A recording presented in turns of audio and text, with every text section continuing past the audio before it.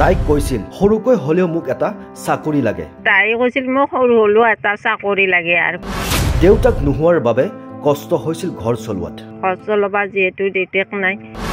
ACS বিষয়াৰ মাতৃ হ'ল এইগৰাকী স্বামীহাৰা মহিলা।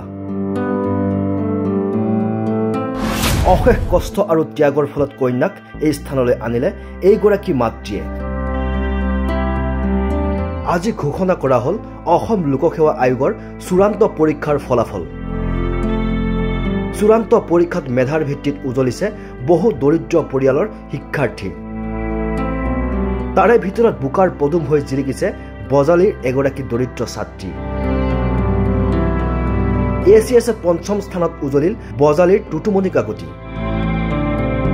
দৰিদ্ৰতাৰ প্ৰাচীৰ ভাঙি লোকসেৱা আয়োগৰ ফলাফলত ACS পঞ্চম স্থান লাভ কৰিলে বজালীৰ টুটুমণি কাকতিয়ে। মোৰ ভালে লাগিছে।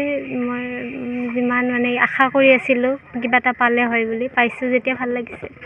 মোক ঘৰৰ পৰা ছাপোৰ্ট কৰে বা মোৰ মানে ওচৰ পাজৰৰ মানুহ ফ্ৰেণ্ড চবেই ছাপোৰ্ট কৰিছিলে। তেওঁলোকৰ বেছি বিশ্বাস আছিলে মোৰ ওপৰত মোতকৈ মই পাম বুলি। তো সিহঁতৰ তেওঁলোকৰ বিশ্বাস আজি প্ৰমাণিত হ'ল। কোচিং মই লৈছিলোঁ, কিন্তু মই নেক্সট এটেম্পটৰ কাৰণেহে লৈছিলোঁ। মানে মই যোৱাবাৰ নৱেম্বৰৰ পৰাহে পঢ়া ষ্টাৰ্ট দিছোঁ। তো মই ভাবা নাই এইবাৰ হ'ব বুলি। মই নেক্সট এটেম্পটৰ কাৰণে কোচিং লৈছিলোঁ। কষ্ট কৰি থাকক, কষ্ট কৰিলে নিশ্চয় ভাল ফল পাব। মই JNV ঈশ্বৰভোগ।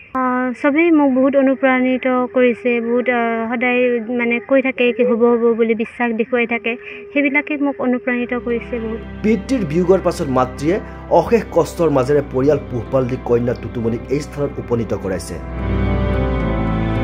আৰ্থিক দীনতাক নেওচি টুটুমণি কাকতিৰ আজি এই সাফল্যৰ পিছত সকলোৱে আনন্দিত হৈ পৰা পৰিলক্ষিত হৈছে। ভালে লাগিছে, তাই কষ্টৰ ফলখিনি পাইছে, সেইকাৰণে ভাল লাগিছে। ওচৰ চুবুৰীয়াই যিখিনি মনেদি ভাবছিল, আশা কৰিছিল, সেইখিনিও পূৰণ হ'ল। আৰু আমাৰো আমি যিহেতু সেই দুৰ্বল মানুহ এটা আমাক আৰু মুঠতে তাই কৈছিল মোক সৰু হ'লেও এটা চাকৰি লাগে। আৰু ঘৰ চলাবা যিহেতু দেউতাক নাই, সেইকাৰণে তাই বহুত কষ্ট কৰিছিল চাকৰি এটা পাৰ কাৰণে। আৰু আজি এইটো সফল হ'ল। টুটুমণিৰ এই সাফল্যত বিভিন্নজনে গামোচা, স্মাৰক পত্ৰৰে শুভেচ্ছা জনাইছে। একাগ্ৰতা থাকিলে যে কোনো বস্তু হেঙাৰ হ'ব নোৱাৰে, তাৰে যেন সুন্দৰ নিদৰ্শন দাঙি ধৰিছে টুটুমণিয়ে। নলবাৰীৰ পৰা কালিন্দ কুমাৰ বৰ্মনৰ ৰিপৰ্ট, নেশ্যন এনি।